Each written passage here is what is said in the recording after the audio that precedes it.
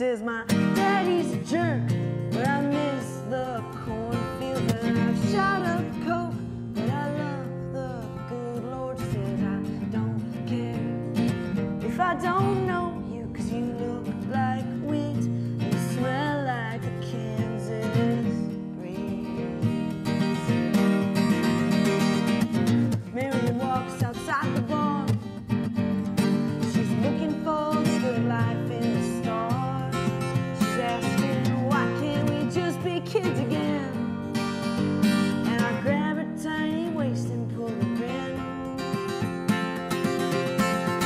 She says, my daddy's a jerk, but he's a brilliant fucker. And I love to smoke, so do you want another? Says I don't care if I don't know you, 'cause you look like wheat and you smell like the Kansas breeze. Smell like the Kansas breeze.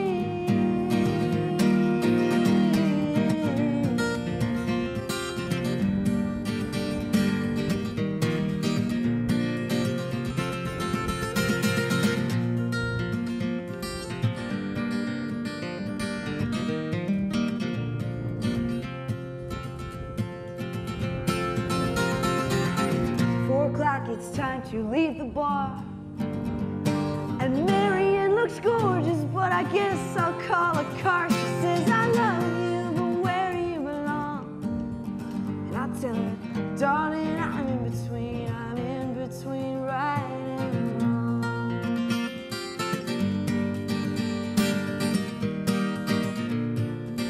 Yes, I love it. BRIC Stoop Series is a public platform right here at BRIC House behind us, 647 Fulton Street.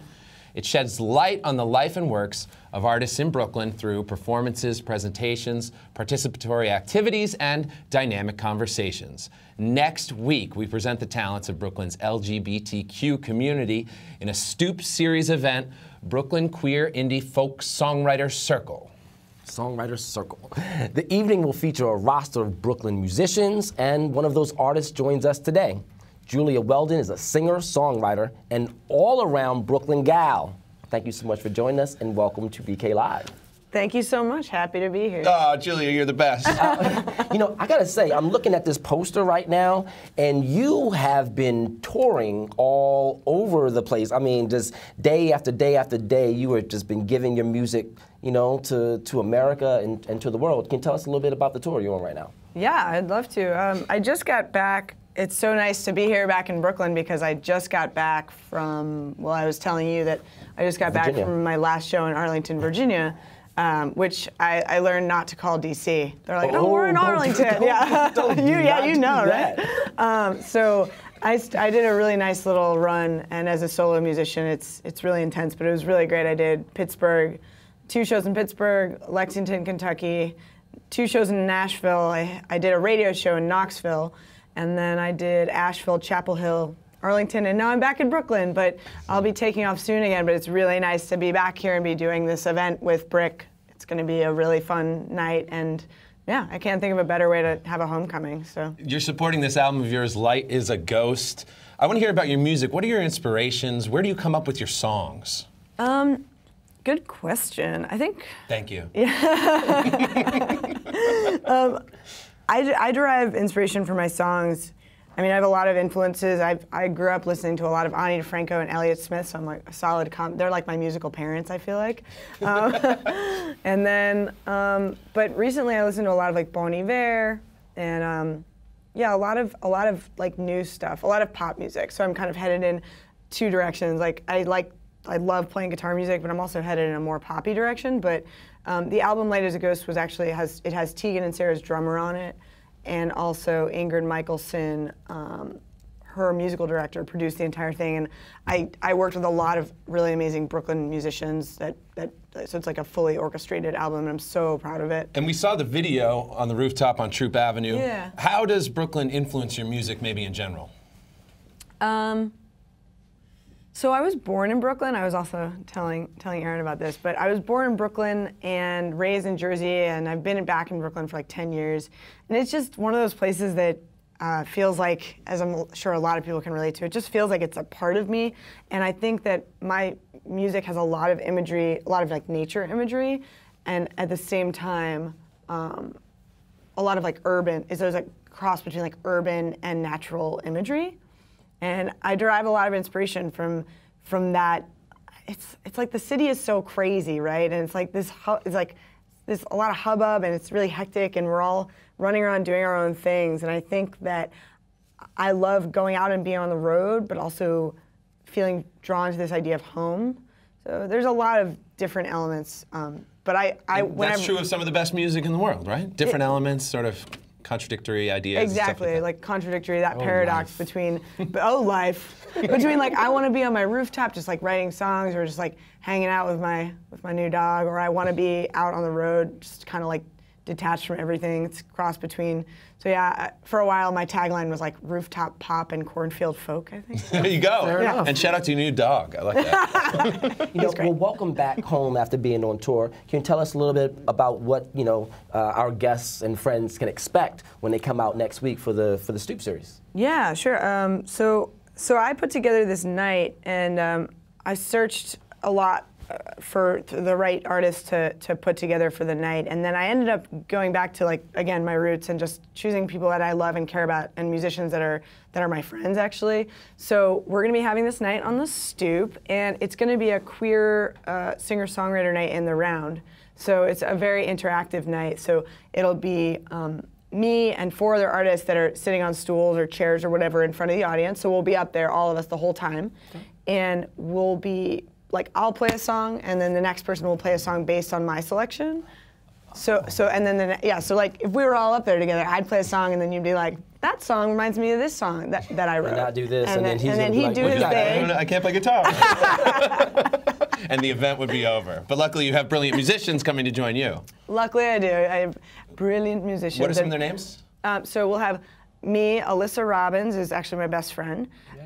Frances Rodriguez, and she plays with a band called Frankie and the Momos. Maya McDonald, who's actually been in your studio before, but her side project is called Kid in the Attic.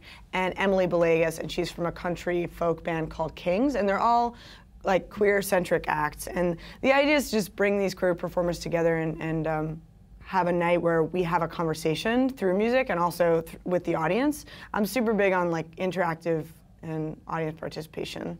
Good. Yeah, I love it. Yeah. All happening live here at BRIC House in the Stoop series. Really excited for that. Another question, why is having a voice in the music industry important for the LGBTQ community, so to speak? I mean, what do you feel as though you represent as part of that community through your music? And also as an openly gay artist, because not everyone, as you know, is open. So. That is definitely true. A lot of people are, and I respect that. If you need to be in the closet for whatever reason, safety or otherwise, a lot of people feel that that's an important thing, especially in the music industry. I think it's becoming more and more prevalent that people are just like out and proud, which is great. I personally, I've been out since I was like 13 years old. It's kind of a hard thing for me to hide at this point. So I love just being who I am, and it's great.